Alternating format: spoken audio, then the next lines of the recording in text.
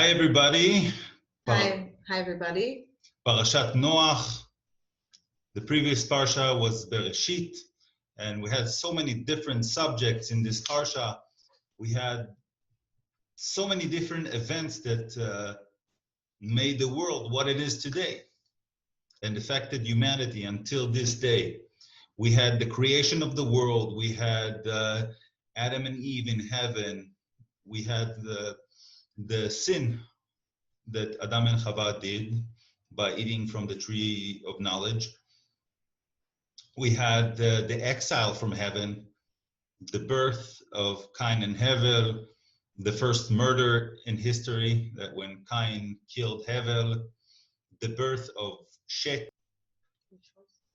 Shet was the third child of Adam and Chava, Adam and Eve, and all humanity today are descendants of Shet. We had all the generations that are from the creation until Noach. We had 10 generations from the time of Adam and Eve, Adam and Chava, until Noach was born. And I want to read the first part of Parashat Noach. Ele toldot Noach. Noach ish tzaddik tamim haya bedorotav. So this is the, the dynasty or the origin of Noach. Noach was a righteous and innocent man in his generations. Et ha'Elohim mithalech Noach. So Noach really walked with God. ויולד נוח 3 בנים. And Noach gave birth, had 3 sons. את שם, את חם ואת יפת. So the 3 sons are Shem, Ham, and Yefet.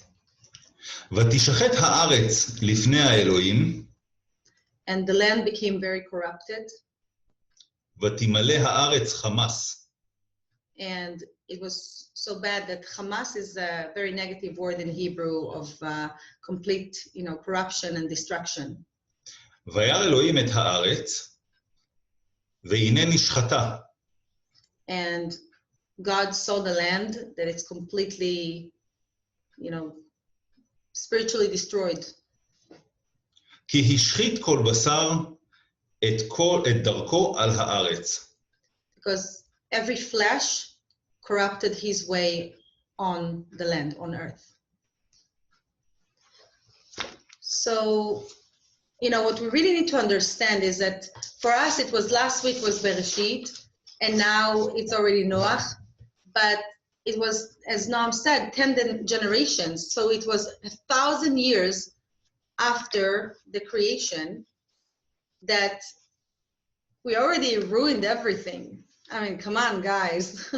I mean, those are people that were much more elevated than us. They could speak to angels. They were really still very close to the creation. They saw so many miracles, and still they managed to corrupt everything. And this is something to think about, because mankind can do wonders, and mankind can really destroy the world. And in this point, they destroyed so badly that they brought on themselves a big flood that literally killed and destroyed most of humanity. Now, what does it teach us? So, as I said, those people are very, very spiritual. But instead of using this spirituality to do good, it made them very proud, and it made them feel that they're stronger than Hashem, than God. And they knew how, and Noam's going to talk about it, they knew how to get things to go their way. They controlled so many things in nature, but they used it, as it says in the Torah, for corruption. And the main corruption that they did was a sexual one. So what they did, because they felt they're higher than Hashem, they can just do whatever they want. And it's funny because, we sometimes think that, oh, free love and all that, what can be bad about that. But for them, there was no limitation. And on the second day of creation, what happened is that we have the separation between the water below and the water above, right? The Maim and Shamayim.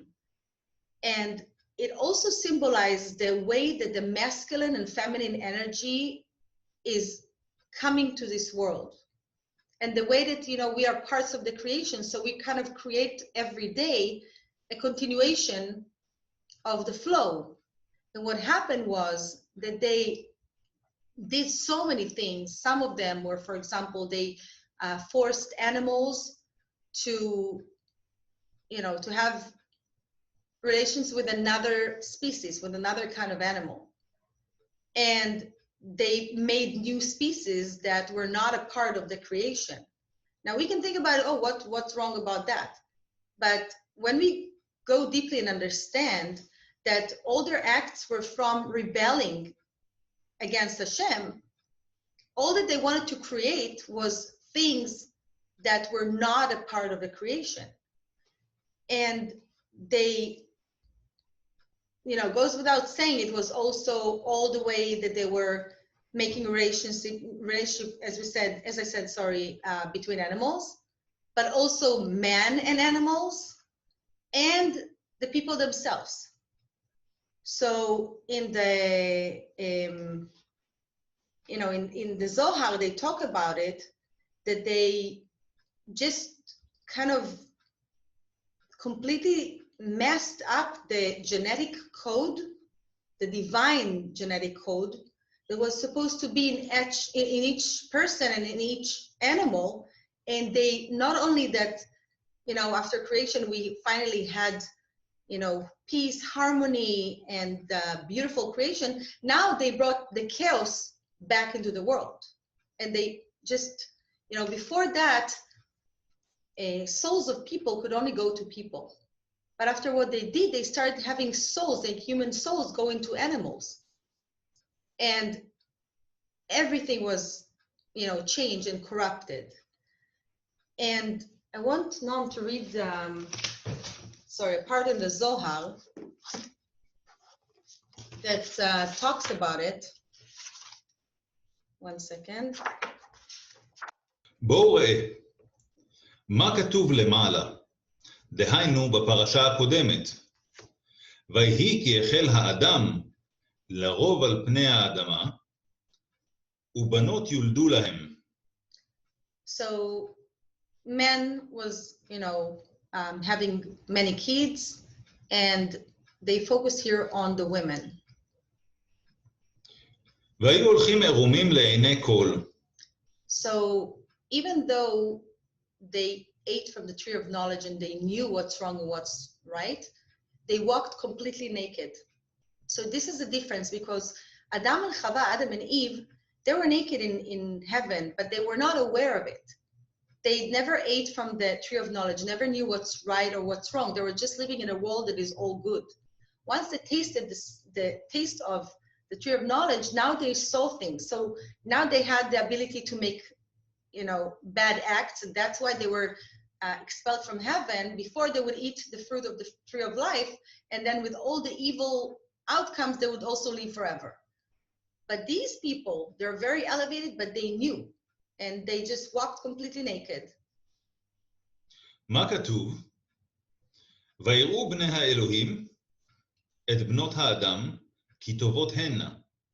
So at one point, they call it here Bnei Elohim, the angels. There was some angels that saw the women, and they liked them. They liked the way they looked like. ויקחו להם נשים מכל אשר בחרו. So at first the angels tried to complain to Hashem. There's a story about it in the Midrash, that look at what men are doing and how come they're doing so many bad things. So Hashem actually told them, well, you don't know what it is. You're not there. When you're above and not really belong to that world with all the temptations, it's easy for you to talk. But when you're there, it's a different story. And they went to that world, and immediately they not only fell into all the temptations, they got even they became worse. And they're what we call today the fallen angels. וזה היה להם יסוד ועיקר, שגרם להם להמשיך בחטאיהם, עד שגרם להם להישמד מהעולם. So now they have, angels with them and working for them and having relations with them. So that made them even feel more strong. And that's also what caused later the giants that were born from those relations, and made them all make more sins. ומשום זה, נמשכו אחר יצר הרע. So they're all following the evil urge. בגזעו ובשורשיו, ודחו אמונה קדושה מביניהם ונטמעו. And they reject all the holy belief, and they got completely impure. כמו שאמרו, ומשום זה, קץ כל בשר בא לפניי, ללמד שטנה עליהם. So that came to a point that everything was so corrupted and impure that, there was no way beside just destroying all flesh. Now,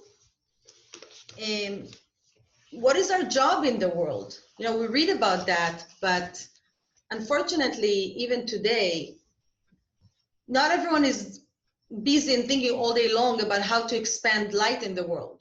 But this is our job. We came to expand, increase light, and not to fall into the darkness.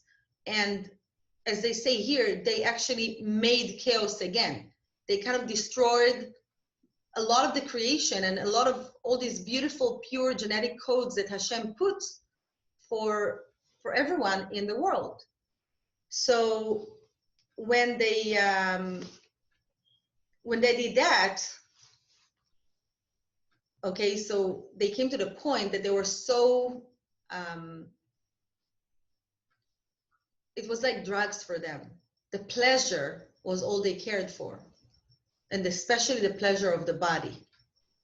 So all the actions were now not to bring light to the world, not to connect the masculine energy and the feminine energy in a holy way in the world.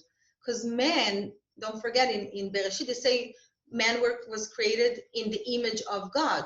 So when we have a holy matrimony, when we have good relationship between a man and a woman, we continue the light of Hashem in the world. We become like the masculine and the feminine side of Hashem. So when everything is in a holy way and the meaning is to share love and do good in the world, it becomes holy. But if it's only for pleasuring ourselves, and we're just addicted to a very selfish sexual pleasure, we're not only not bringing light to the world, we're actually breaking the channel that brings the light. And we are now, instead of giving and be, loving people, now we're just thinking about ourselves, and we stop it. We stop that energy, and again, everything got messed up because the masculine energy was not working anymore and the feminine energy was not working anymore, and they were just making a whole mix of everything in the world. Now, for today, we have different things in science, like cloning and genetic engineer, that sometimes they take pieces from animals and they put it in people. And according to the Torah, this is not good, because again, you're mixing a code of an animal inside a person. Now, this is a harsh thing maybe to hear to some of us, because it's for medicine. But medicine takes care of the symptoms. It can help the symptoms. But if you don't look for the real reason, and the real reason is that everything around us is contaminated. And that just suffocates our soul, and our body kind of reacts to that. So when someone is not feeling good, a lot of the times the negative energy was there for years before. And we have to check for the real cause in order to really cleanse it forever. Because If not, medicine would just treat to a certain place. But from there, there's not much that they can do. So why, and another thing is that in Judaism that they explain about that generation is one of the ways of pleasuring just oneself alone. So people think that if they are, especially with men, when they're using their, they're doing it by themselves, let's just say it like that. So nothing happened. But in the Zohar, they explain that the sperm is being taken to create things for the other side. So they do use it, just not, again, in the right way, because it wasn't used to have sharing. It was used for oneself alone. Now, why did they have to destroy everything? We understand men were making wrong things. We understand women, even the animals, but why everything had to be washed? So that's, again, when I talked about the genetic code, what happened is that when we contaminate everything, we contaminate it in the physical level and in a spiritual level. And what happened was that everything got contaminated. The water, if you remember, that was the way that the masculine and feminine energy came. It was completely contaminated. The plants, the animals, just like we said, the trees, everything got contaminated. So there was no choice but erasing everything with water. Now, water is usually the power of mercy. We have water in the uterus when we have a baby. It's, drinking, it helps the body to heal, and many things. But here they show us the use of water that is very aggressive. But there was no other way because it got so contaminated, so corrupted. So today we have to really watch out and make sure that we don't contaminate and actually help to increase the light.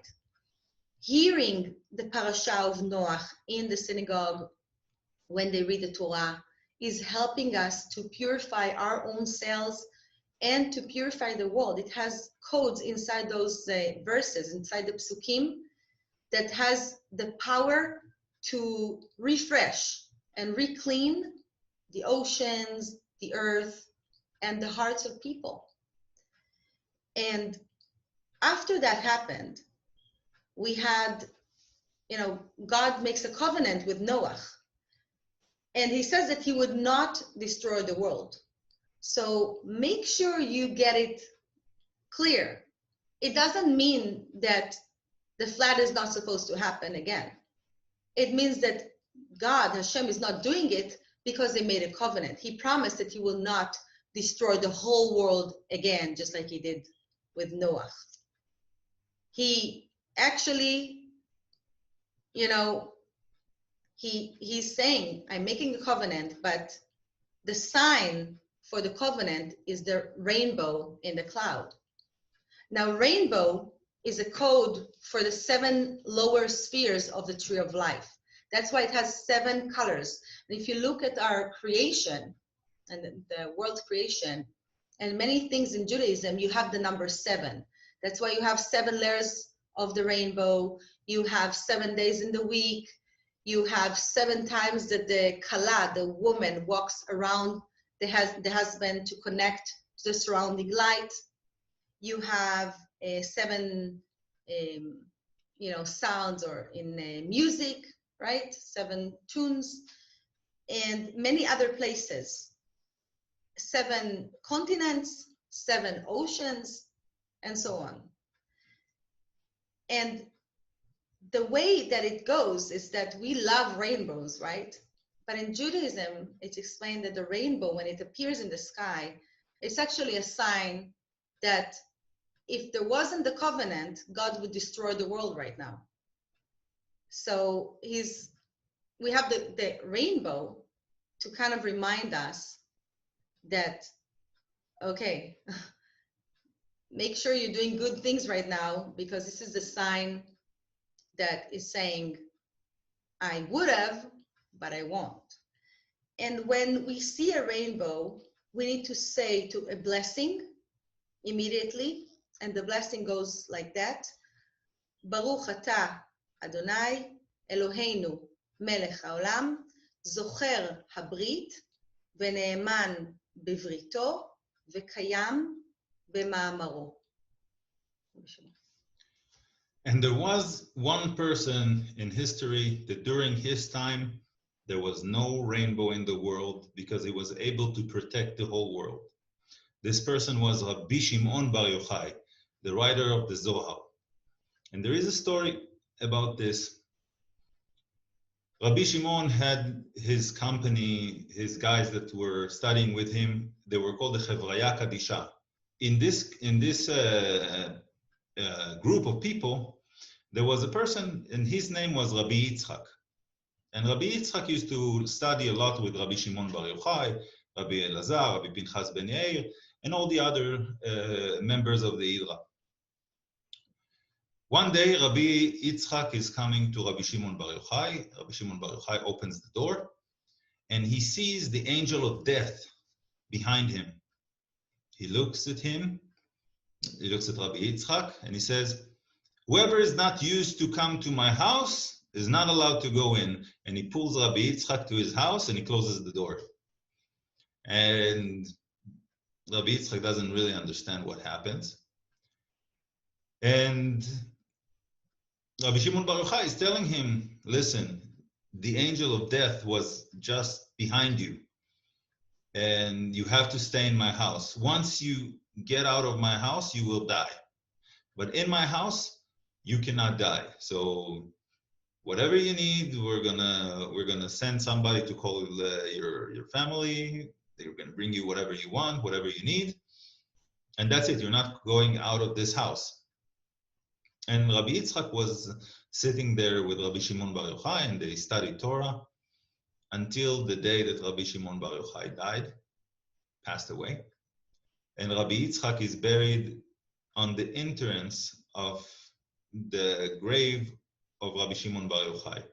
I used to go a lot to Rabbi Shimon Bar Yochai, and if you go on the men's side, right on the right side, there is a door, and Rabbi Yitzchak is buried there.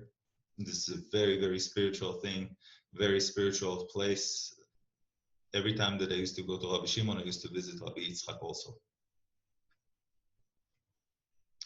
So the day that he passed away was the day that Rabbi Shimon passed away. The grave that Noam is talking about is in Meiron. It's a city next to the city of Tzfat in the north of Israel. Okay. Thank you. Thank you.